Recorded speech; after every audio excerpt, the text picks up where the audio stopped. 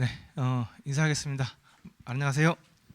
안녕하세요. 예, 반갑습니다.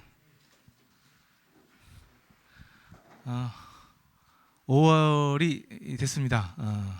5월 계절의 여왕이라고도 하고, 가정의 달이라고도 하고, 그렇습니다.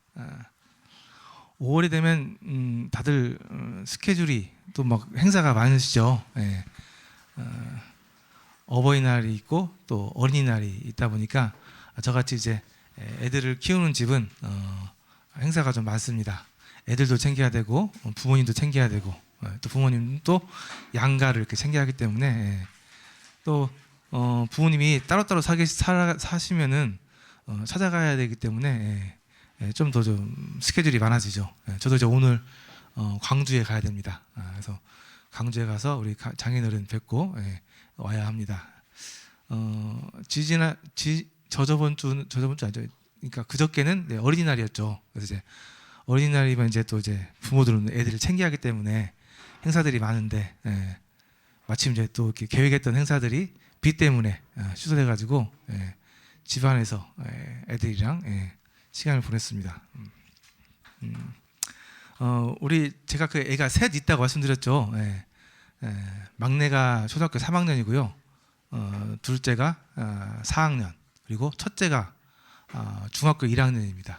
근데 이제 애들이 이제 중학교 1학년쯤 되면은 사춘기가 와요. 와가지고 사춘기 특징이 있죠. 이제 자기 생각이 생깁니다. 자아가 이렇게 생기는 거죠. 그래서 이제 자기 생각을 얘기하고 자기 뜻을 이야기하고 이렇게 뜻에 안 맞거나 또 부모님이 얘기한 게 자기 생각에 좀 불합리하다 싶으면 이제 거기에 대해서 이제 무언으로 이렇게 반항을 하기도 하고 얘기도 하기도 하죠. 이제 뭐 이제 얘기 들어보니까 이때를 잘 이렇게 지내야 한다고 하더라고요. 근데 이제 옆에서 보면 이제 솔직히 좀 힘들죠. 이제 왜 그러는 이제 저 어린 것이 벌써부터 그런다 하면서 이제 부글부글 소리 끓죠. 그래서 이제 요즘 많이 참고 있는데 제가 못 참는 것 중에 하나가 이제 엄마한테 함부로 하는 걸 보면 제가 좀 참기가 힘듭니다. 그래서 이제 이번에도 엄마한테 막 함부로 하는 걸 제가 봐가지고 제가 또 참지 못하고 한번 이렇게 화를 내서 이렇게 좀 체벌을 했죠. 했는데 약간 좀 제가 좀 감정적으로 한 것 같아요. 그래서 좀 미안한 감이 없잖아 있는데 그래도 해야 하는 것 같다고 생각을 하는데 어쨌든 이제 슬슬 이제 자녀들이랑 이렇게 감정 싸움이 이제 진행되는 때입니다. 근데 참 특별한 관계예요. 이 부모와 자식과의 관계는 다 특별합니다. 어디 그냥 어디 회사의 직원이나 아니면은 남이라고 한다면은 모른 채 할 수 있어요. 모른 채 할 수 있고요. 또 회사의 직원이라고 한다면은 명령을 하거나 아니면 뭐지 회사적으로 이렇게 차원에서 이렇게 벌점을 주거나 해서 이렇게 뭔가 강제를 할 수 있습니다. 근데 이제 자녀는 그게 안 되는 거죠. 자녀는 그게 안 됩니다. 참 특별해요. 그래서 부모 입장에서는 자꾸 그런 부분에 있어서 설명해주고 때로는 또 사랑을 베풀어주고 때로는 잘 타이르고 해서 그 아이가 그 부분에 있어서 잘못을 깨닫고 스스로 돌아올 수 있을 때까지 기다리는 수밖에 없습니다. 그 외에는 방법이 없어요. 그러니까 이제 자녀기 때문에 이걸 포기할 수도 없고요. 그다음 또 강제로도 안 됩니다. 이건 이제 참고 인내하고 사랑을 베풀어서 얘가 깨닫고 스스로 반성하고 스스로 다시 뉘우쳐서 돌아올 수 있도록 기다리는 수밖에 없어요. 그래서 자녀 교육이 참 어렵습니다. 어려워요. 이게 안 되면 이제 부모하고 자녀 사이가 틀어지는 거죠. 근데 이제 이것을 하기 위해서 부모는 끊임없이 참고 인내하고 미운 마음도 있지만 그걸 누르고 오히려 더 사랑을 베풀어주고 끝까지 믿어주고 바른 길로 인도하면서 기다리는 거죠. 근데 이게 정말 쉬운 일은 아닙니다. 이러려면 단기간에 끝나는 일도 아니고 또 언제까지 해야 할지도 모르고 또 계속해서 내 생각이나 이런 화를 참고 인내해야 하기 때문에 참 쉬운 일이 아닙니다. 그래서 이 부모와 자식과의 관계는 정말 좀 특별해요. 부모가 자식을 인격적으로 대할 수밖에 없습니다. 강제로 안 돼요. 다른 방법이 있지가 않습니다. 그래서 오늘 또 하나님에 대해서 말씀이 전해지지만요, 하나님과 우리 사람과의 관계도 그렇습니다. 하나님께서 충분히 강제적으로 물리적으로 이렇게 하실 수 있지만 하나님께서 그렇게 하지 않으십니다. 사랑하는 자녀이기 때문에 그래요. 이 정도 했으면 그냥 포기해버릴 뻔만도 한데 하나님께서 그렇게 하지 못하십니다. 안 하세요. 사랑하는 자녀들이기 때문에 그렇습니다. 포기할 수 없죠. 하나님께서는 끝까지 이 자녀들이, 이 아이들이 그 잘못을 뉘우치고 그 잘못을 깨닫고 돌아서서 다시 아버지께, 부모에게 돌아올 수 있도록 끝까지 참고 기다려주시고 계속해서 인내해 주십니다. 이게 참 하나님께서 하나님과 자신이 창조하신 이 사람들과의 관계를 잘 깨달을 수 있게, 이해할 수 있게 우리에게 아이를 갖게 하시고 또 그 관계에서 그런 것들을 알게 하십니다. 그래서 하나님께서는 오래전부터 또 앞으로도 계속 우리 사람들이 다시 하나님께 돌아올 수 있도록 그렇게 기다리고 참고 인내하고 계십니다. 그런 하나님의 마음을 사람이 알았을 때 우리 철들었다고 얘기하죠. 드디어 얘가 철들었구나. 드디어 제가 이제 아버지의 마음을 이해하는구나. 아버지의 그 심정을 드디어 이 아이가 깨달았구나. 우리 부모들은 이제 그것만 기다리는 거죠.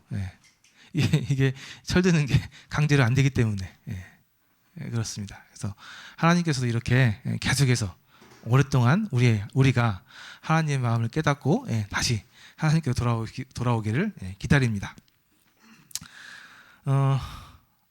저희가 그렇게 하고요. 우리 부모님들이 저에게 그렇게 했고 더 먼저는 하나님께서 지금 그렇게 하고 계십니다. 오늘 이제 사회자님께서 악한 세상이라고 말씀을 많이 하셨는데 오늘 세상이 얼마나 악한지에 대해서 또 얘기해주고 있는 부분이 이 바벨탑 사건입니다. 오늘 세 가지 사건을 얘기할 건데요. 하나가 이 바벨탑 사건이고요. 또 하나가 이제 아브라함을 불러낸 사건. 그 다음에 롯을 소돔과 고모라에서 구출한 사건. 이 세 가지 얘기를 좀 하려고 하는데요. 그 첫 번째 이야기, 이 바벨탑 사건은 현재 지금 사람들이 살고 있는 이 세상이 왜 잘못됐는지, 왜 악하다고 얘기하는지 이 부분에 대해서 설명을 좀 하려고 이 이야기를 합니다. 근데 이제 사실 오늘날 돌아가는 이 세상을 보면은 뭐 그렇게 굳이 설명하지 않아도 일반 사람들도 다 오늘날 세상이 악하다는 부분에 대해서는 다 알고 계시더라고요. 인지를 하고 계십니다. 우리가 10년, 20년, 30년 전하고 지금 현재 사회를 비교만 하더라도 도덕적으로도 굉장히 많이 타락한 거는 이해하시더라고요. 인정하시더라고요. 저랬을 때만 하더라도 이 우리나라에서 뭐 살인 사건 일어나는 게 정말 흔하지 않았었습니다. 흔하지 않았었어요. 그리고 더군다나 이 가족 간의 살인 사건 정말 흔하지 않았었습니다. 이거 한번 일어났으면은 사회가 정말 충격이었어요. 어떻게 가족 간의 살인 사건이 일어나지? 근데 요즘은요, 이게 너무 흔합니다. 정말 요즘은 정말 너무 좀 이거 이럴 수 있나 싶을 정도로 많이 듣고 보고 계시죠. 얼마 전에 제가 들은 정말 끔찍한 사건은 아버지가 두 자녀하고 아내를 살해한 사건. 그것도 살해하고 나서 떳떳하게 PC방 가서 만화책 보다가 웹툰인가 보다가 돌아와서 죽어 있다고 이게 거짓말로 신고해가지고 했던 사건. 정말 저는 진짜 좀 어떻게 보면 정말 좀 무섭더라고요. 정말 어린 자녀 2명하고 자녀를 뭐 이렇게 찌르고 때려서 이렇게 죽였어요. 정말 이런 사건들이 이제 뭐 심심치 않게 일어나니까요. 그래서 오늘날 이런 세상이 사람들이 살고 있는 세상이 도덕적으로 타락한 것에 대해서는 정말 누구나 이렇게 실감할 수 있습니다. 도덕적으로 타락했을 뿐만 아니라 이제 근본적으로 왜 오늘날 세상이 문제가 있는지 바벨탑 사건을 좀 통해서 말씀을 좀 드리겠습니다. 지난 시간에 우리가 노아의 홍수 얘기 말씀드렸어요. 노아의 홍수 이후에 이제 노아의 자손들이 이제 계속해서 이제 세상에 또 퍼져 나가면서 살았게 되었는데요. 그들 중에 이제 일부 사람들이 신할이라는 곳에, 신할 땅이라고 하는 곳에 모여서 살게 되었습니다. 신할 땅이라고 하면 지금의 이제 그 이란 이라크 쪽, 그러니까 신할이란 말 자체가 두 강 사이라는 뜻입니다. 그러니까 위에 티그리스 강, 아래 유프라테스 강, 그 강 사이에 그 지역에서 이제 문명이 발달됐는데요. 그곳에 살고 있던 사람들을 얘기하는 겁니다. 그곳에 바벨이라고 하는 도시가 생겼습니다. 바벨이라고 하는 도시가 유명한 도시고요. 성경에는 실제로 나와 있는 지명입니다. 그곳에서 이제 바벨탑 사건이 있었던 거죠. 성경 내용에는 창세기 11장에 나와 있는 사건입니다. 온 땅의 언어가 하나요? 말이 하나였더라. 이에 그들이 동방으로 옮기다가 신할 평지를 만나 거기 거류하며 서로 말하되 자 벽돌을 만들어 견고히 굽자 하고 이에 벽돌로 돌을 대신하여 역청으로 진흙을 대신하고 또 말하되 자 성읍과 탑을 건설하여 그 탑 꼭대기를 하늘에 닿게 하여 우리 이름을 온 지면에 흩어짐을 면하게 하였더니 이들이 이제 그 신할 땅에 모여서 그들이 이제 벽돌을 만들고 벽돌을 굽고 벽돌로 돌을 대신해서 역청으로 진흙을 대신해서 탑을 쌓기 시작했습니다. 너무나 유명한 사건이기 때문에 잘 알고 있는 사건입니다. 실제로 이 사건이 아마 이제 그 지금 현재 이란 땅에 있었던 사건으로 보이고요. 아마 이런 이게 이제 바벨탑 사건이 있었던 그 지역의 지구라트라고 하는 신전이었던 것으로 보입니다. 지금 이제 이게 남아 있는 건데 지금 현재는 이제 이란에 있기 때문에 가지는 못합니다. 아마 이제 이러한 신전에 이렇게 지어졌던 것으로 보입니다. 이게 바벨론의 주신이었던 바벨론의 신이었던 마르둑 태양의 아들이라고 하는데요. 마르둑이라는 이 신을 숭배하기 위해서 만들어진 탑입니다. 이게 가로가 62m, 세로가 43m, 높이가 한 15m 되는 그런 탑이었다고 그래요. 그 당시 때 뭐 다른 나라는 다 뭐 땅굴 이렇게 동굴에서 살고 있던 뭐 그런 시대니까요. 그런 시대 때에 이러한 탑을 지을 수 있다는 것, 성을 지을 수 있다는 것은 굉장히 큰 기술입니다. 높이가 15m 정도 된다고 하니까요. 그 당시 때 이 사람들이 얼마나 기술이 있었는지 좀 가늠해 볼 수 있는 이 탑입니다. 놀라운 건 이 사람들이 돌이 없었기 때문에 돌 대신 벽돌을 만들었다는 거죠. 벽돌을 만드는데 벽돌을 구워서 만들었다는 겁니다. 그러니까 사실 인류 이런 문명을 봤을 때도 이 벽돌의 발명은 대단한 발명입니다. 벽돌. 그래서 사람들이 돌 대신에 벽돌을 만들어서 벽돌을 구워서 이렇게 만들었고요. 벽돌과 벽돌이 있는데 이들이 여기 나온 것처럼 진흙이 아니고요. 지금의 뭐 타르라고 하는데 그 아스팔트에 빠는 그 타르 그게 여기 지역에 많이 났다고 해요. 그 찐득찐득한 하는 거 그거 이제 방수 용도도 많이 쓰거든요. 그것을 이용해서 여기서 가끔 이제 홍수가 나는데 이걸 지키기 위해서 방수 용도 그리고 또 이 벽돌과 벽돌을 잘 잇기 위해서 이 타르 이걸 이용해서 탑을 지었다는 겁니다. 이때 좀 굉장한 큰 기술이었습니다. 그러니까 이 고대에 이러한 사람들의 기술이 우리가 이렇게 무시할 정도가 못 돼요. 정말 대단합니다. 그래서 고대의 사람들이 지었던 건축물들 이런 것도 사실 이제 불가사리에 들어갑니다. 도대체 어떻게 이러한 탑을 그 당시 때 지었느냐? 기중기도 없었고 무슨 뭐 포크레인 트랙터도 없었고 오로지 인력으로 이걸 지었다는데 오늘날도 이게 참 이해가 안 되는 미스테리한 일 중에 하나입니다. 그 당시 때 정말 얼마나 기술이 발달돼 있었는지 우리가 좀 가늠하기 쉽지 않습니다. 이러한 건축물 중에요. 특히 사람들은 이제 이렇게 탑을 많이 지었습니다. 탑을 많이 지었는데요. 이제 오벨리스크라는 이 탑입니다. 보통 이제 권력자들이 전쟁에서 이겼거나 무슨 업적을 쌓았을 때 기념하기 위해서 그걸 과시하는 용도로 짓습니다. 그래서 이러한 탑들은 보통 권력과 승리를 나타내는 그런 기념물입니다. 여기 나와 있는 이 탑도 원래는 이집트에 있던 그 탑인데요. 이게 아마 태양신을 숭배했던 사람들이 이제 쌓았던 탑으로 보입니다. 근데 이것을 그 로마의 우리 아우구스투 황제가 이것을 로마로 옮겼습니다. 이 로마로 옮겨가지고 현재 지금 이게 바티칸 안에 바티칸 시내에 이렇게 있어요. 예. 이 높이가 약 30m 가까이 된다고 얘기합니다. 그러니까 이거를 여기다 새로 지은 게 아니고 이집트에 있는 거를 그대로 옮겨가지고 다시다 쌓은 거예요. 그러니까 그 당시 때 사람들이 이 탑을 어떻게 생각했는지 좀 알 수 있습니다. 사람들은 그렇게 권력자들, 또 이렇게 뛰어난 사람들, 능력자들은 자신의 능력을, 자신의 이름을 이렇게 과시하기 위해서 이런 것들을 많이 만들어요.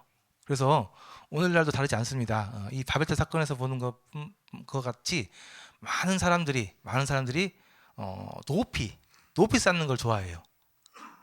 높이 쌓는 거. 그래서 건물을 높이 짓는 거 좋아합니다.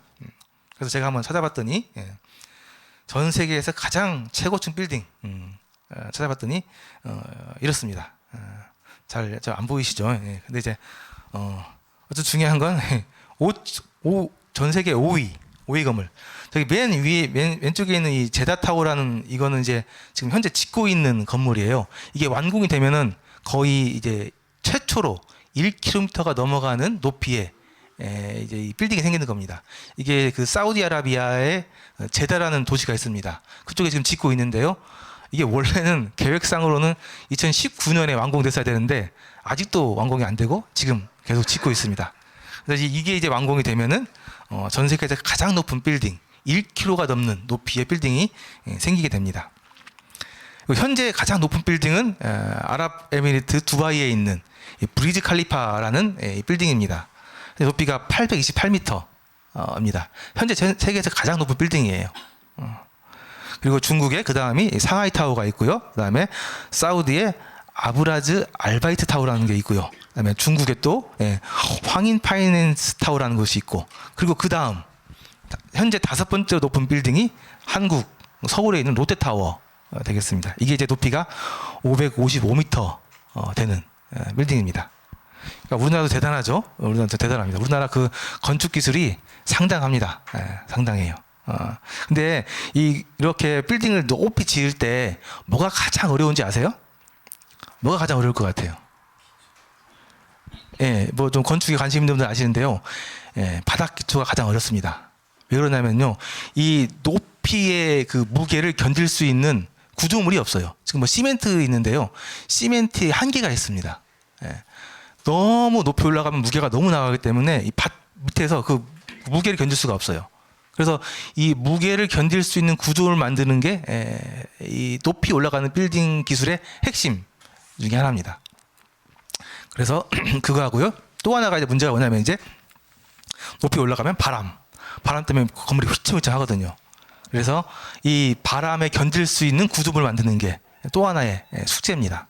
그래서 보면 여기 제다타워도 보면요, 여기 중간에 보면 여기 보이세요? 여기 뭐 있죠? 여기 여기 뭐 중간에 뭐 하나 있잖아요. 이게 원래는 헬리콥터가 내려오는 이제 용도로 만들어 놓은 게 장소였어요. 근데 바람 때문에 안 돼요. 바람이 워낙 심해서. 그래서 이거를 그냥 전망대로 바꿨습니다. 전망대로. 그래서 어쨌든 우리나라가 이런 거 잘 만듭니다. 그래서 지금 이제 현재 지금 부산에도 만들고 있죠. 부산에도 높은 빌딩 하나 지금 만들고 있습니다. 자, 그래서 이 높은 빌딩은 그걸 짓는 사람들의 기술력을 사실 보여주는 겁니다. 대단하죠, 사실은. 이 1km가 넘는 빌딩을 짓는다는 거. 그래서 사람들은 그 본능적인 욕구 중에 이렇게 높이 올라가려고 하는, 높이 올라가는 그 욕구가 있습니다.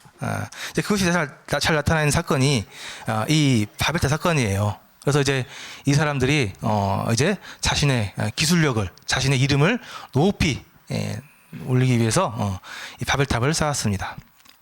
보니까 이 사람들이요, 성읍과 탑을 건설하여 그 탑 꼭대기를 하늘에 닿게 하여 우리 이름을 내고 온 지면에 흩어짐을 면하자 하였더니 라고 나와 있습니다.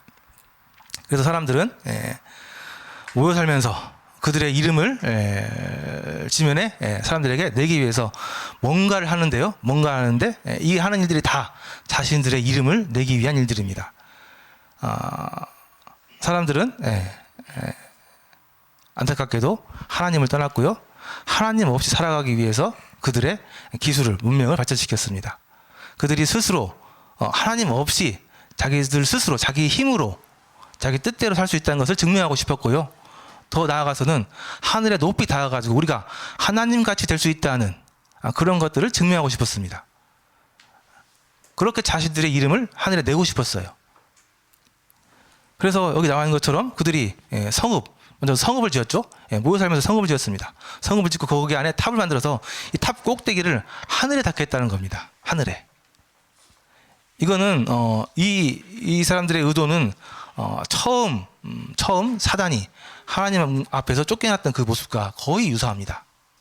사단이 맨 처음에 하나님과 비길이라, 하나님과 동등된 자리에 취하겠다, 올라가겠다, 그렇게 했다가 하나님께 쫓겨났죠. 똑같은 거죠. 사람들도 마찬가지입니다. 사람들은 마음에 하나님 두기를 싫어했습니다. 그래서 하나님 없이 자기들이 자기 생각대로 살기를 원했고요. 그렇게 살 수 있는 것을 증명하기 원했습니다. 그래서 수많은 기술, 문명, 예술 쭉 발달시켰죠. 이렇게 눈부시게 발달된 인간의 문명의 현재 모습의 결과가 현재 모습의 이런 사회입니다. 그런데 한번 생각해 보십시오. 우리 이 사람들의 이러한 발달된 문명, 이 문화, 예술, 과학 이런 것도 현재 어떠한 결과를 나타내고 있는지, 초래하고 있는지 한번 생각해 보시면은 이게 과연 바른 것인가? 이게 정말 잘하는 것인가? 이게 정말 궁극적으로 좋은 것인가? 사람에게 생각해 볼 필요가 있습니다. 사람들이 하나님 없이 살아갈 수 있는 여러 제도들을 만들었죠. 처음에 사람들이 이제 군주 시대 때 왕을 이렇게 대표로 삼아서 살던 시대 때 이제 좀 발달시켜서 공산주의라는 게 생겼습니다. 공산주의라는 거. 모든 게 다 평등하다. 똑같이 벌어서 똑같이 나눠 사는 인간들 생각에는 평등한 세상. 굉장히 이게 좋아 보이죠. 사람들 보기에. 근데 이 사실 굉장히 인본주의적인 생각입니다. 그래서 결국 이 정말 좋아 보이는 이 제도 공산주의가 사실은 실패했습니다. 그 대안으로 사람들은 자본주의를 이렇게 받아들여서 이렇게 살아왔는데요. 자본주의도 사실 오늘날 이 도덕적인 타락면에서 봤을 때 굉장히 큰 문제를 안고 있는 것도 사실입니다. 이 자본주의 때문에 사람들 사이에 불균형이 생겼죠. 가진 자와 못 가진 자의 그 불균형. 이것 때문에 굉장히 지금 많은 문제들이 생기고 있고, 이거 해결하지 못하면은 그 사회가 무너지는 그런 일들이 지금 벌어지고 있습니다. 많은 예술, 문화 발전시켰죠. 정말 인간들의 그 문화가 기하급수적으로 발전되는 시대를 르네상스 시대라고 하는데, 그 근본에는 신본주의를 떠나서 인본주의 사상, 인간이 중심이 된 사상, 그것을 바탕으로 해서 발전시키는 게 인간들의 문명 르네상스였습니다. 굉장히 많은 예술, 문화가 발전됐습니다만 오늘날 보게 되면은 사실 그러한 문화들의 결국은 굉장한 인간적인 타락, 그런 모습들이 많이 나타나고 있는 것도 사실입니다. 과학 문명 말할 것도 없죠. 정말 대단합니다. 이 과학 문명, 엄청난 과학의 발전을 이뤄내서 지금 뭐 달나라도 가게 되고요. 요즘 이제 보겠습니다. 하늘을 나는 자동차 나오겠죠. 근데 사실 그러한 과학의 발달이 안타깝지만 많은 사람들을 또 죽이는 살상무기로 사용되는 경우도 있고, 이 과학 문명의 발달이 너무 아주 긍정적이다라고만 얘기할 수 있는 부분은 또 아닙니다. 과학 문명의 발달 때문에 여러 가지 문제도 많이 생기잖아요. 요즘에 그 가장 심한 것 중에 하나가 또 이 인터넷의 발달로 사람들이 특히 아이들이 또 어려워지는 경우도 있고, 사람들의 인성이 또 잘못되는 경우도 있기 때문에 이러한 인간들이 개발해낸 이런 모든 하나님 없이 살려고 하는 이런 노력들이 오늘날 그렇게 성공적이다라고 얘기하기 사실 어렵습니다. 이 바벨탑 사건에서 보시는 것처럼 사람들은 스스로의 힘으로 하늘에 닿으려고 했습니다. 첫 번째는 그들이 하나님 없이 살려고 했고요. 하나님 없이 잘 살아려고, 하나님 없이 살 수 있는 것을 증명하려고 했습니다. 이것은 이제 근본적으로 잘못된 거죠. 원래 처음에 말씀드린 것처럼 사람은 하나님 안에서 하나님과 함께 하나님이 정하신 권위 아래에서 살아가게 지어진 존재인데, 이 사람들이 하나님을 떠나서 산다는 것 자체가 사실은 잘못된 발상이거든요. 근데 이들은 하나님 없이 하나님의 필요 없는 인생을 살기를 원했고, 그렇게 하는 것이 이 성읍을 짓고 탑을 쌓는 일이었습니다. 그들은 하나님이 필요 없었고요, 스스로의 능력으로 자신들을 의지해서 자신들의 뜻을 이루기 위해서 살기로 했습니다. 그렇게 살고 있는 사람들이 지금 이 사람들이고요. 그들의 그 근본적인 내면에는 궁극적으로는 하나님과 같이 되려고 하는 욕망이 있었습니다. 이게 이제 그 근본적인 진짜 제의 근본적인 뿌리인데요. 결국은 사단이 그랬던 것처럼 이 사람들은 하나님과 같이 되려고 하는 그러한 욕망, 또 그러한 잘못된 죄성을 가지고 있었던 겁니다. 그것을 보여주는 사건이 이 바벨탑 사건입니다.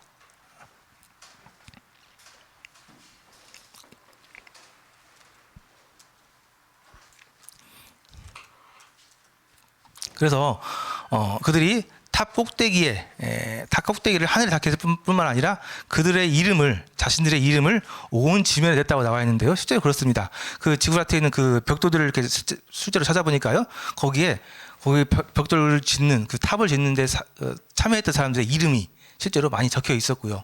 오늘날도 무슨 건물을 짓거나 무슨 이렇게 달이나 그런 뭐 구조물을 짓거나 하면은 그 머릿돌에다가 쓰죠. 자기 이름. 어떤 작품을 만들어도 자기 이름을 거기 남깁니다. 이게 이제 오늘날 사람들이 자신의 이름을 자신을 이렇게 드러내기 위해서 하고 있는 일들입니다. 그래서 사람들은 다 이름을 갖고 있고요. 사람의 그 이름은 자신의 존재의 본질, 가치, 특성을 갖고 있는데, 이런 것을 나타내기를 좋아합니다. 그래서 오늘날 세상에 능력 있는 사람들, 소위 성경에서 보면 영웅이라고 정해지는 사람들, 오늘날 보면은 많죠. 정치인들, 뭐 연예인들, 또 뭐 스포츠 스타, 학자, 정치인, 이런 사람들 다 자신의 이름을 내기 위해서, 자신의 명예를 위해서 살아갑니다. 그러나 실제로 하나님께서 높이시는 사람들을, 하나님께서 관심을 가지고 하나님께서 우리를 바라보시는 사람들은 자신의 이름을 나타내기보다는 하나님의 이름을 알리기 위해서 사는 사람들, 실제로 그런 사람들 하나님께서 존귀하게 여기시고 하나님께서 기억하신다고 성경에 나와 있습니다. 그래서 자신의 이름보다 하나님의 이름을 알리기 위해서 살아가는 사람들, 그런 사람들 하나님께서 존귀한 자라고 말씀해 주시고요, 그들의 이름은 생명책에 기록되어 있다고 말씀하고 있습니다. 그래서 사람은 원래 스스로 자신의 이름을 나타내는 게 아니고요, 하나님을 통해서, 하나님 안에서 하나님을 높이면서 살아가기 위해서. 왜냐하면 처음부터 하나님을 창조할 때부터 하나님을 예배하게 하기 존재로, 하나님을 찬양하기 위한 존재로 지어졌기 때문에 그렇습니다. 그래서 사실 사람은 자신의 이름보다는 하나님의 이름을 알리기 위해서 살아가는 게 맞습니다. 실제로 하나님께서 이제 그런 분들을 기억하고 계십니다. 생명책에 그 이름을 기록해 놓으셨다고 말씀해 주셨습니다. 그래서 바벨탑 사건들을 통해서 그 사람들이 왜 잘못된 삶을 살고 있는지, 하나님 앞에서 어떠한 죄를 짓고 있는지 하나님께서는 말씀해 주시고 있습니다.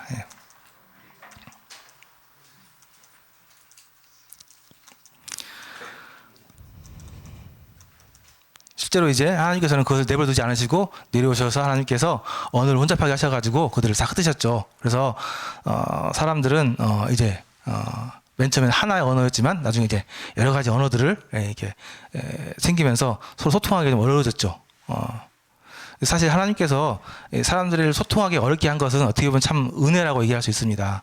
오늘날 소통이 잘 되는 게 좋은 점도 있지만요, 실제로는 이 소통이 잘 되는 것은 쉽게 죄악이 번지는 그런 역할들을 실제로 많이 하고 있습니다. 그래서 인터넷이 사실 좋은 것 같지만, 사실 인터넷의 발달은 사람을 실제적으로 굉장히 빠르게 타락시키는 역할을 하고 있습니다. 그래서 세계가 하나 되어서 서로가 막 소통하고 서로가 막 왔다 갔다 해서 하루권에 이렇게 이동거리가 되고 하는 것이 좋은 점이 있을 수 있는데, 실제로는 인간이 빨리 타락하는 그러한 결과를 낳기도 한 것이 사실입니다. 그렇게 바베타 사건을 통해서 인간들의 그런 제약된 본성, 모습들을 좀 보았고요. 이러한 곳에 이제 하나님께서 특별한 사람을 하나 불러내십니다. 아브라함이라는 사람인데요. 아브라함이라는 사람인데 성경에 보면 아브라함의 족보가 쭉 나옵니다.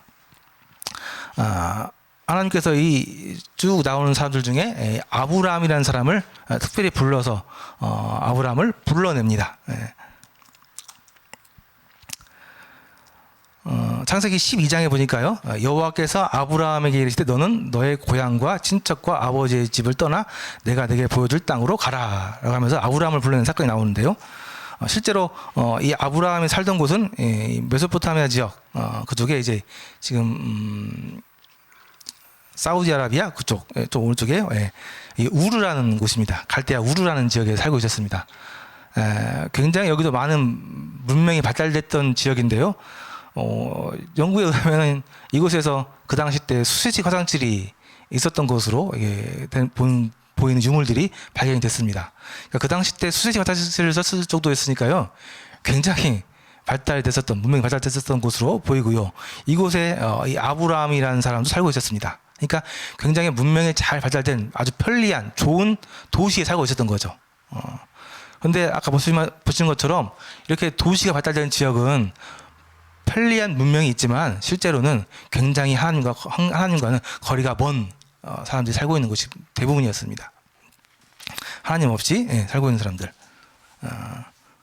이곳에서 하나님께서 이제 아브라함을 불러내십니다. 나와서 내가 지시한 땅으로 가라고 하신 거죠. 그래서 이 아브라함이 이 갈대아 우르 지역을 떠나서 하란이라는 곳으로 가게 됩니다. 저 위쪽에 하란이라고 있죠. 하란이라는 곳을 거쳐서 이제 가나안 땅, 지금 현재 이스라엘 땅으로 가게 되는데요. 이런 여정을 하게 되는 겁니다. 어떻게 불러내셨는지 한번 좀 볼까요? 여호와께서 아브라함에게 이르시되 너는 고향과 친척과 아버지 집을 떠나라 라고 얘기해 주십니다. 하나님께서는 이 죄악된 세상, 하나님 없이 살아가고 있는 세상에서 어떠한 사람들을 이렇게 찾아내서 그들에게 말씀하십니다. 너는 너의 고향과 친척과 아버지 집을 떠나라. 네가 있는 그곳에서 나와라. 떠나라고 이야기해 주십니다. 아까 말씀드린 것처럼 이 도시는 아마도 하나님 없이 살려고 하는 사람들이 모인 도시, 그들의 문명을 발달시켜서 그들의 능력으로, 그들의 힘으로 자기의 이름을 내면서 하나님 없이 살아가는 사람들이 있던 그 지역, 그곳에서 하나님께서 아브라함이라는 사람을 불러내십니다. 너는 고향과 친척과 아버지 집을 떠나서 내가 네게 보여줄 땅으로 가라 라고 얘기해 주십니다. 그리고 네가 복이 될 것이다 라고 얘기해 주십니다. 그때 상황을 보게 되면 아브라함이 그 좋은 도시를 떠나서 어딘지도 모르는 곳으로 떠난다는 것은 쉽지 않은 일이었을 것이라고 얘기합니다. 워낙 좋은 곳이었기 때문에 그 좋은 곳에 나와서 어딘지도 모르는 곳으로 위험을 무릅쓰고 간다는 게 쉬운 일은 아니었을 거예요. 물론 혼자만 가는 게 아니고 가족들을 데리고 가야 했기 때문에. 그런데 이제 아브라함은 순종을 했죠. 순종을 해서 하나님 말씀을 들어서 그곳을 떠나서 결국은 가나안 땅으로 가게 됩니다. 이걸 이제 아브라함의 순종이라고 얘기하고요, 아브라함의 믿음이라고 얘기를 합니다. 그런데 잘 생각해 보면요, 아브라함이 그렇게 믿음이 아주 좋았던 사람인 것 같지는 않습니다. 하나님의 말씀을 했을 때 하나님의 말씀을 바로 순종해서 가나안 땅으로 간 것 같지는 않아요. 가나안 땅으로 가지 않고 먼저 간 곳은 하란이었고요, 하란에서 아브라함의 아버지였던 데라가 죽을 때까지 살았습니다. 아브라함의 아버지였던 데라가 죽은 이후에 이제 그곳을 떠나서 가나안 땅으로 가게 됩니다. 그러니까 아브라함이 아주 믿음이 좋아서 순종을 잘하는 사람이었다고 이렇게 말하기에는 좀 어려움이 있습니다. 그럼에도 불구하고 하나님께서는 아브라함을 찍어서 부르셨다는 거죠.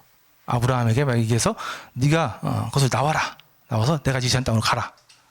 그래서 나중에 보면 좀 알겠는데요, 사실 아브라함 스스로 이것을 떠나서 그 순종했다고 말하기는 어렵고요.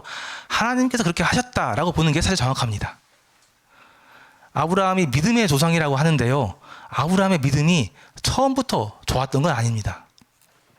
나중에 보면은 결국 하나님께서 있으라는 곳에서 떠나가지고 애굽으로 내려가기도 하고요.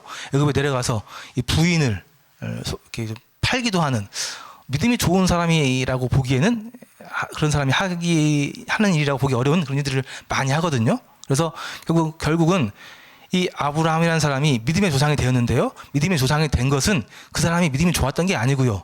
하나님께서 그 사람을 믿음이 좋은 사람으로 바꿔가시는 그 과정을 보여주는 것이 이 아브라함의 삶입니다. 중요한 것은 믿음이 좋든 믿음이 좋지 않든 하나님께서 어떤 사람들을 그곳에서 나오라고 부르신다는 겁니다.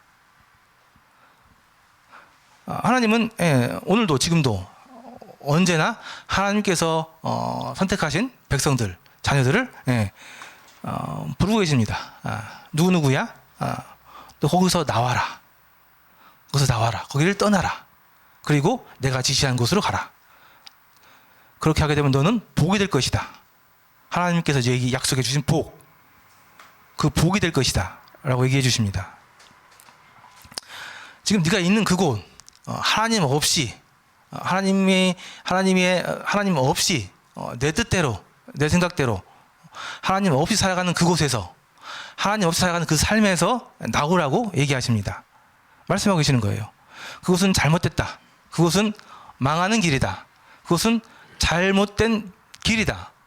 그곳에서 나와야 된다 라고 얘기하고 계십니다. 많이 얘기하고 계세요. 지금도 얘기하고 계시고요. 그러한 말씀을 듣는 사람들이 있습니다. 그런 말씀을 듣게 되는 사람들이 있어요. 그리고 그 말씀을 듣고 실제로 그 말씀대로 따라서 그곳을 떠나서 나오는 사람들이 있습니다. 그런 사람 중에 하나가 이 아브라함이었습니다. 그리고 실제로 하나님께서 이제 그 사람들을 하나님께서 원하시는 그 길로 인도해 가십니다. 그 사람이 믿음이 좋아서가 아니고, 그 사람이 훌륭한 사람에서가 아니고, 그 사람 하나님께서 선택하셨기 때문에 그렇습니다. 그래서 하나님께서 부르신 그 사람들은 하나님께서 그들의 삶을 인도해 가십니다. 믿음의 길로, 하나님과 함께하는 그 길로, 하나님과 함께하기 위한 그 길로 그들을 부르십니다. 내가 있는 그곳을 떠나서, 네가 있는 그 세상에서 나와서 하나님께로 다시 돌아와라 라고 부르고 계신 거죠. 그래서 아브라함이 믿음의 조상이 된 것은 그가 그 하나님의 음성을 듣고 그 말씀에 순종했기 때문이었습니다. 그래서 오늘날도 이렇게 많은 사람들을 하나님께서는 부르고 계십니다. 안타깝게도 그 음성을 듣는 사람들이 있고요. 듣긴 들었지만 거기에 순종하지 못한 사람도 계시고, 어떤 사람들은 그 말씀을 듣고 그 말씀에 순종해서 그것을 떠나서 하나님께 돌아오는 사람도 있습니다. 물론 부르시는 그곳에서 내가 있는 그곳을 떠나는 것이 쉬운 일은 아닙니다. 왜냐하면 그곳을 떠나는 것은 뭔가를 버려야 되는, 뭔가를 포기해야 되는 그러한 어려움이 있기 때문이죠. 무엇을 버려야 될까요? 사람마다 버릴 게 많이 있습니다. 하나님의 명령을 따르기 위해서, 그것을 떠나서 하나님께 가기 위해서는 포기해야 될 것들이 사람마다 다 있습니다. 우리 젊은 사람들은 내 꿈을 포기해야 되죠. 내가 내 생각대로 내가 이것도 이뤄보고 싶고 이것도 해보고 싶은 그런 꿈들이 있는데, 하나님을 믿으면은 그런 것들 포기해야 돼요.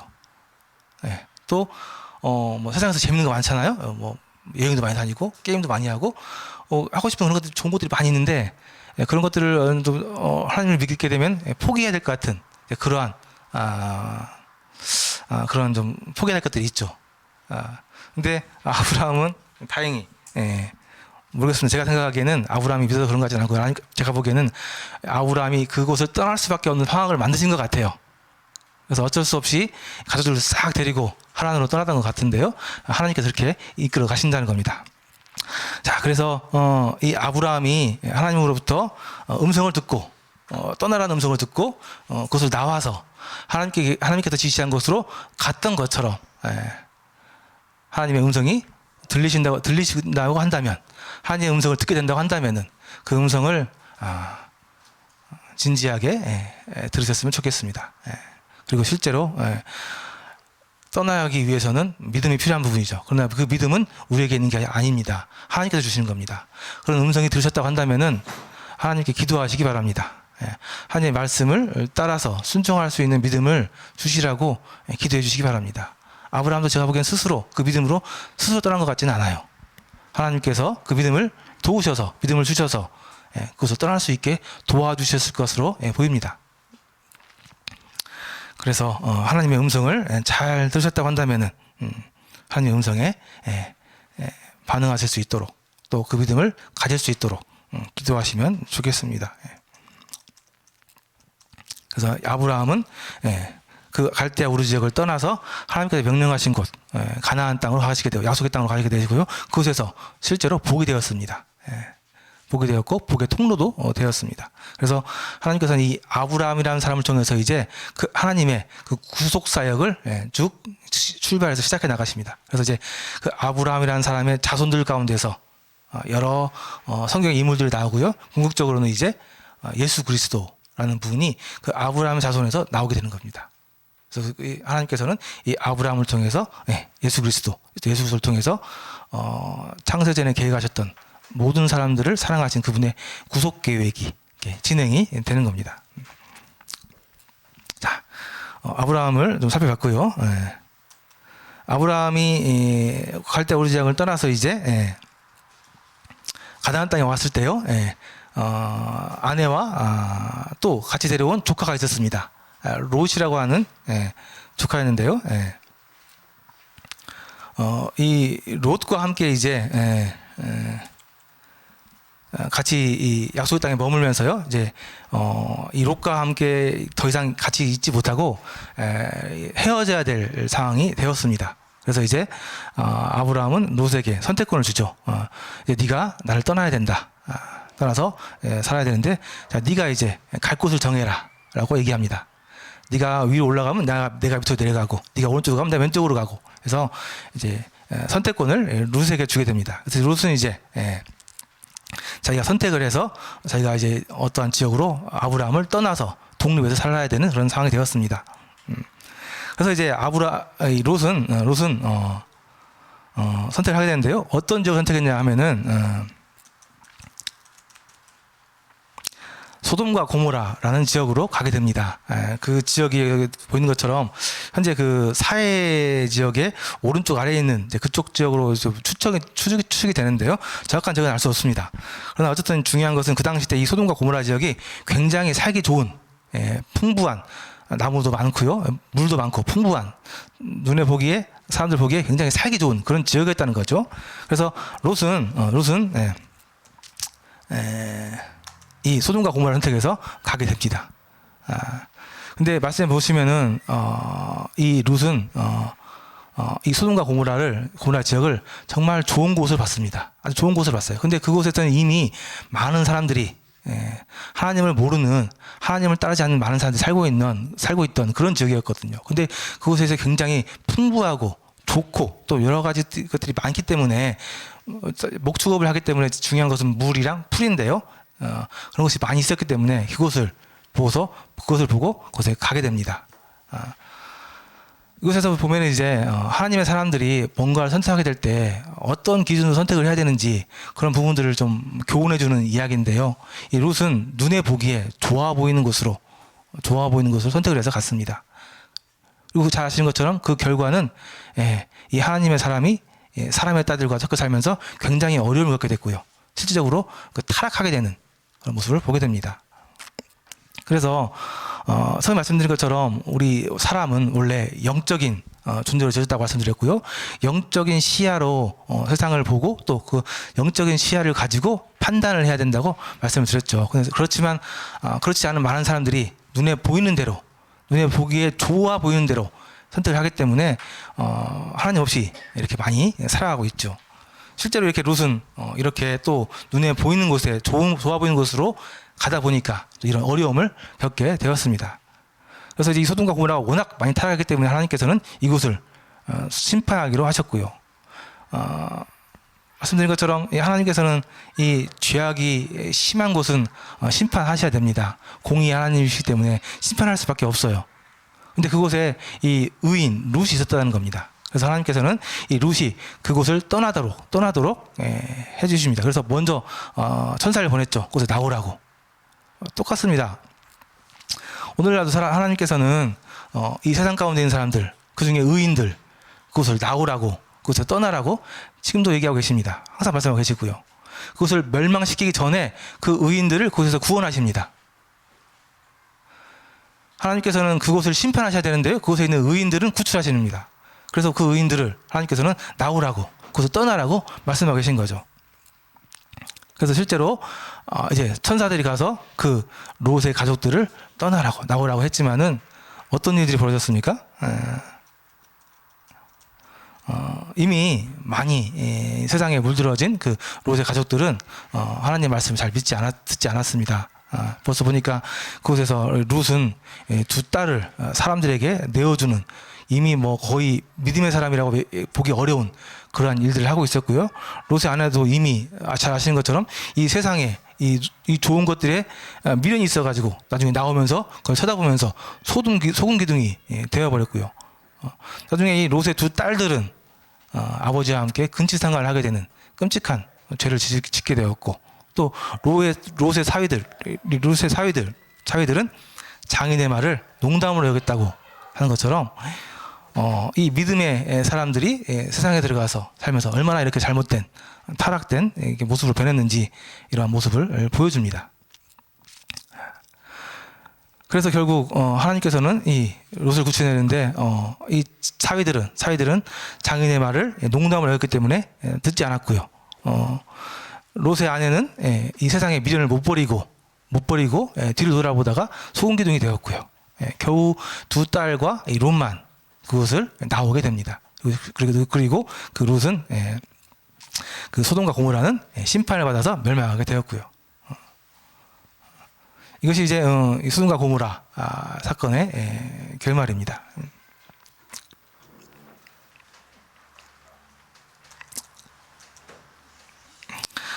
하나님께서는 죄악 가운데 있는 의인들, 죄악 가운데 있는 특별한 사람들, 하나님께서 선택하신 그 사람들을 부르십니다. 그들에게 하나님의 말씀을, 음성을 들려주시고 그들을 부르십니다. 그곳에서 나오라고, 그곳에서 떠나라고, 그곳은 곧 멸망할 거라고 불러주십니다. 그런 하나님의 음성을 듣게 된다고 한다면 그러한 사람들은 하나님의 음성에 순종해야 됩니다. 그러나 순종하기 어려운 현실에 있는 것은 사실이죠. 그래서 아까 말씀드린 것처럼 롯의 사위들, 롯의 아내, 그 미련을 버리지 못하고 그 욕심을 버리지 못하고 또 하나님의 말씀을 농담으로 여기고 그곳에서 나오지 못하고 결국 함께 멸망하는 그런 결과를 가져왔습니다. 그러나 아브라함은 그곳을 떠났던 것처럼, 하나님께서 그 아브라함을 그곳에서 건져냈던 것처럼 하나님의 사람들, 하나님께서 그들에게 믿음을 허락해 주시고 순종할 수 있는 믿음을 허락해 주시고 그들을 그곳에서 불러내셔서 하나님께서 인도하신 길로 인도하고 그들을 이끌어 가십니다. 이 일을 하나님께서는 그때부터 하셨고요. 지금도 오늘날 여기서도 하고 있습니다. 그래서 수많은 하나님의 사람들이 하나님의 말씀을 증거하고 있습니다. 지금 사람들이 살고 있는 세상은 하나님 없이 살고 있는 세상이고, 그 세상은 잘못된 세상이고, 그 세상은 결국 멸망하고 망하는 그런 세상이라고 그 현실을 이야기해 주고 있고요. 그래서 그곳에서 나와서, 그곳을 떠나서 하나님이 명령하신 곳, 하나님이 계신 곳, 하나님 품으로 돌아오라고 이렇게 계속 말씀하고 있는 겁니다. 그래서 믿음이 있는 사람들은 그 말씀을 믿게 되고, 그 말씀을 믿게 되면 그 말씀에 순종하게 되고, 그래서 하나님 품으로 돌아와서 하나님과 함께 하나님의 권위 아래에서 하나님의 명령대로 살아가는 그런 새로운 삶을 살게 되는 것입니다. 그래서 창세기에서 계속 말씀드리고 있는데요, 오늘날도 마찬가지지만 세상에는 두 가지의 사람들이, 두 종류의 사람들이 세상을 쭉 살아가고 있습니다. 하나님의 반대편에 서서 하나님 없이, 하나님 뜻과 상관없이 자신의 뜻대로 쭉 살아왔던 사람들, 수많은 성을 쌓고 문명을 발달시켜서 하늘에 성을 쌓으려고 했던 사람들, 하나님 없이 하나님과 되려고 했던 사람들, 그 사람들의 결과가 쭉 지금까지 내려오고 있고요. 그 반대편에는 많지는 않지만요, 하나님한테 순종해서 하나님과 함께 하나님과 동행하며 살고 있는 사람들, 이런 사람들 통해서 여전히 죄악 가운데 있는 사람들, 하나님 없이 살고 있는 사람들에게 말씀하고 있는 거죠. 예. 그곳은 멸망하는 곳, 그곳은 죄악이 만연된 곳, 그곳은 곧 사라질 세상, 잘못된 세상. 거기서 나오라고, 떠나서 다시 하나님이 계신 곳으로 돌아오라고 계속 말씀하고 계시는 겁니다. 그래서 오늘 또 계속해서 말씀드려주고 있는 것들이 하나님의 말씀이 그러한 말씀이죠. 현재 하나님 없이 살고 있는 이러한 삶이, 이러한 세상이 어떠한 세상인지, 하나님 앞에서 어떠한 죄악된 모습을 가지고 살아가고 있는 세상인지, 여기서 살면 어떻게 되는지, 그 부분을 계속해서 말씀하고 있고요.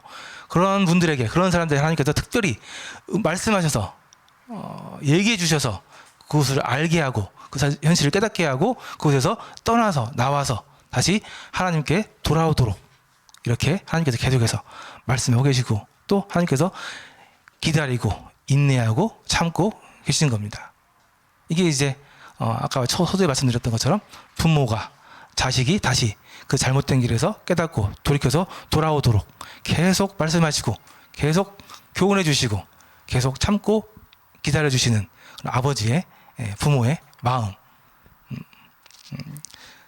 그래서 이제 자식들이 아까 말씀드린 것처럼 철이 들어서 그 아버지의 마음을 이해하고 깨닫고 아버지에게 다시 돌아오는, 또 아버지와 자녀의 관계가 다시 그 사랑의 관계로 회복되는, 그것을 하나님께서 기다리고 계신다는 겁니다. 자, 그래서요, 오늘 이 바벨탑 사건, 그다음에 아브라함을 불러낸 사건, 이 소돔과 고모라 사건을 통해서 오늘 하나님께서 우리에게 어떤 말씀을 하고 계시는지, 왜 얘기하고 계시는지, 하나님께서 우리를 어떻게 부르고 계시는지 말씀을 좀 드렸습니다. 그래서 이게 지금 모든 분들이 하나님의 말씀을 들었다고 한다면 그 말씀에 순종할 수 있는 믿음을 가지시기를, 또 하나님께서 그런 믿음을 주시기를 소원하고요. 그렇게 하기 위해서 믿으실지 모르겠지만 저희는 계속 기도하고 있고요. 또 여기 계신 모든 분들도 기도하시면 좋겠습니다. 그런 믿음을 달라고. 왜 그러냐면 이제 순종하고자 하는 마음이 있어도 순종이 어려울 수 있거든요. 그것은 하나님께서 믿음을 주셔야만 가능한 일입니다. 그래서 믿음을 달라고 주시기를 간구하고 기도하시면 좋겠습니다. 네. 자, 그럼 오늘 여기까지 하고요. 다음 주에는 계속 이어서 아브라함의 이제 이야기 좀 더 계속해서 보도록 하겠습니다. 자, 그러면 기도하고 마치도록 하겠습니다. 아버지 하나님, 오늘 이 시간에 하나님의 말씀이, 하나님의 음성이 저희에게 들려졌습니다.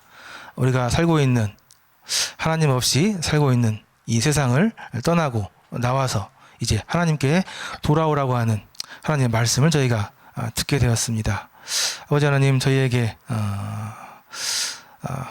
이 세상을 볼 수 있는 안목을 주시고 또 깨달을 수 있는 시야와 또 그것을 하나님의 말씀을 믿고 따를 수 있는 그런 마음을 주님께서 허락해 주시기를 기도드립니다. 저희에게 이곳을 떠나지 못하게 하고 있는 여러 가지 이러한 것들을 하나님 깨닫게 해주시고 또 이것을 이기고 하나님 앞에 순종할 수 있는 그런 믿음을 하나님께 주셔서 참 이 잘못된 길에서, 이 멸망하는 길에서 생명의 길로 아버지의 품으로 돌아오게 될 수 있도록 하나님 도우시고 인도해 주시기를 기도드립니다.